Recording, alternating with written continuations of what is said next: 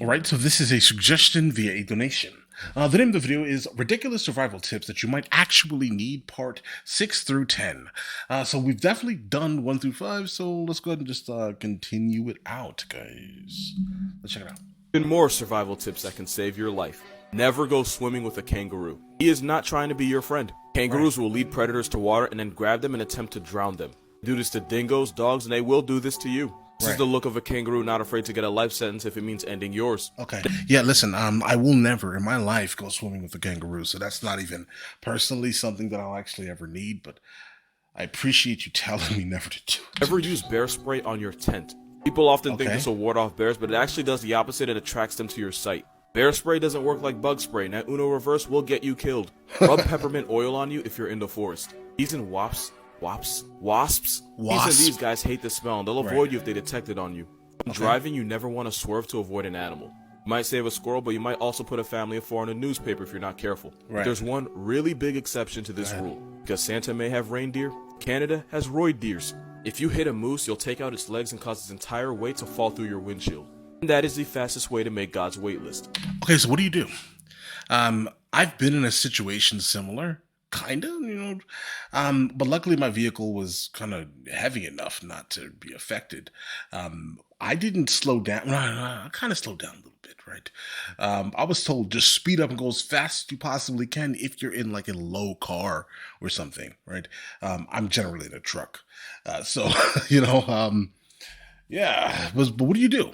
When you run into a deer, do you go as fast as you possibly can and risk it kind of like flipping over the vehicle multiple times, or do you slow down and attempt to, well, obviously, if you can slow down, but don't swerve, right?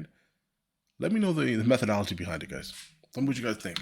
Swerving is still a dangerous option, but hitting a moose head-on guarantees you a clip on CNN. Even more facts that could save your life. So what do you do? If you're ever in Planet of the Apes and are getting chased by chimpanzees, there's only one real way to survive. Jump into the nearest body of water and wait there. Unlike humans, chimpanzees have a low body fat percentage, meaning they sink really quickly, so they avoid swimming.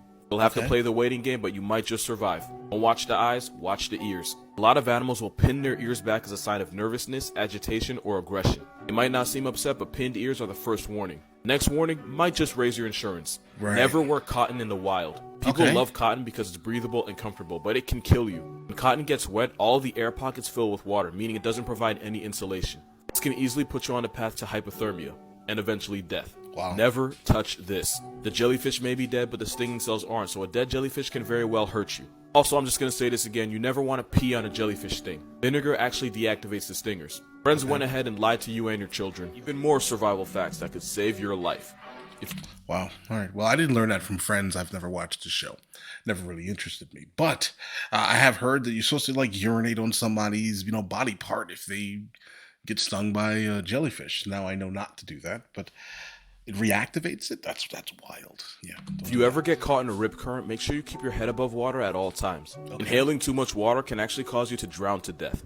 If a shark approaches you, you need to calmly climb back into your boat without splashing. Sharks such as the tiger shark, lemon shark, and the great white are part of the elasmobranch family of fish, and they actually don't have legs, which means this apex predator won't be able to follow you into your boat because they lack the evolution points necessary. If a polar bear attacks you, you can't run or play. But wouldn't it just knock over the boat if it's small enough? Guys, I would think that movies, guys. I get this. There's a gigantic difference between what happens in movies and what looks good on film versus what actually is like in reality, guys.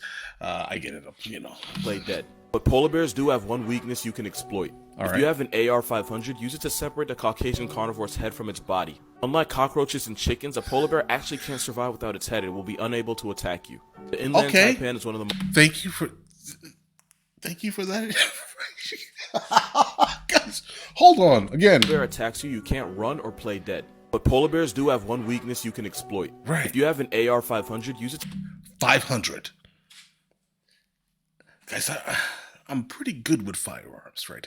But I personally have never heard of this. I mean, unless there's just... Is that a thing? It can't be. What's the caliber?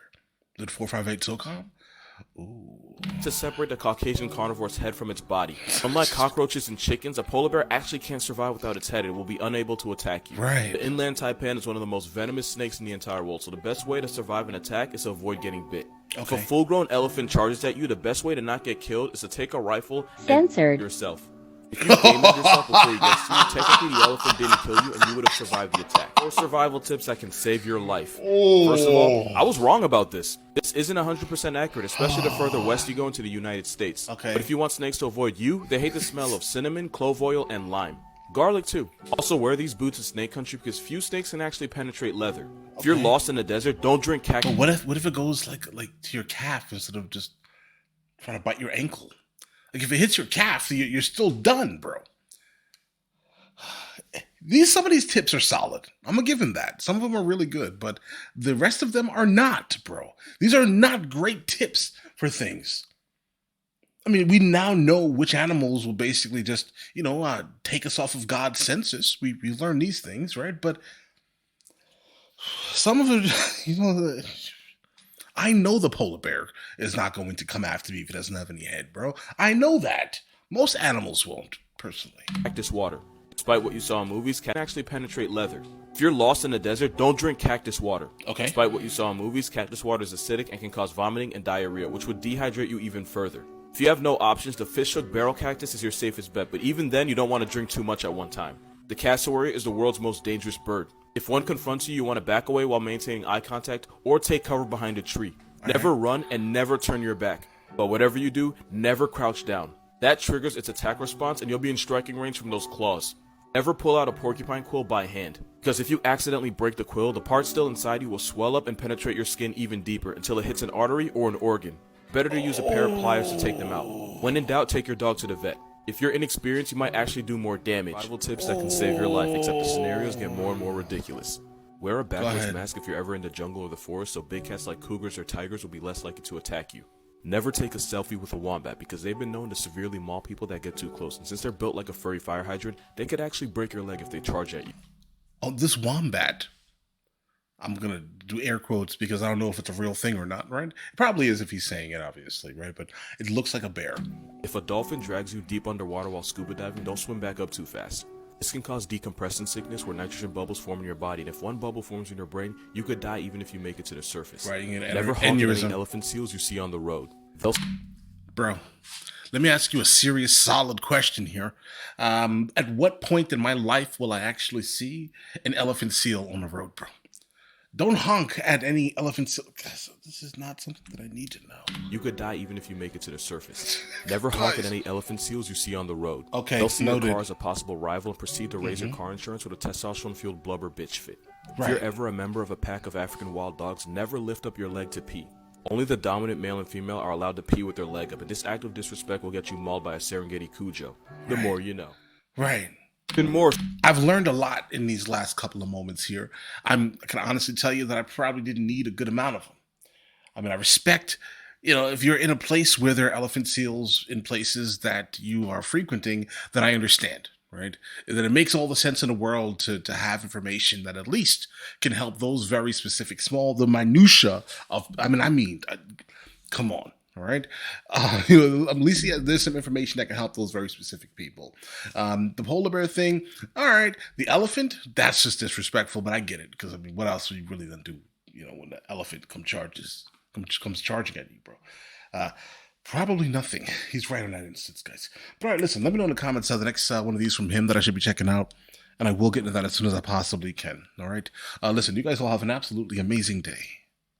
Enjoy it thoroughly.